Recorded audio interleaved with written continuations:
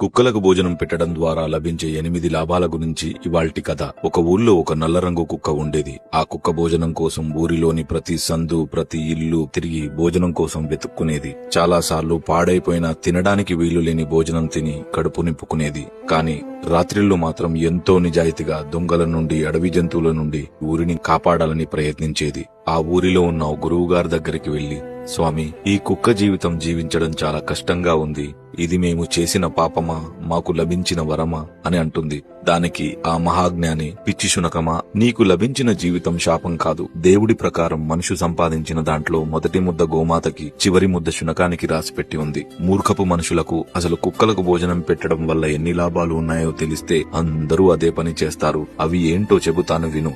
మొదటిది, కుక్క తనకు భోజనం పెట్టిన వారిని దైవంగా భావిస్తుంది కాబట్టి మనిషి వడ్డించింది ప్రసాదంగా తిని తృప్తిగా దీవిస్తుంది. రెండవది, శునకం కాలభైరవుని రూపం కాబట్టి శునకాన్ని ప్రసన్నం చేసుకునే వారికి శని ప్రభావం తక్కువగా ఉంటుంది. 3, కుక్కకు పెట్టిన ఒక్క ముద్ద వల్ల మనుషులు ఇంటికి, పంటకి, పిల్లలకి అన్నిటికీ కాపలా కాస్తూ నమ్మకంగా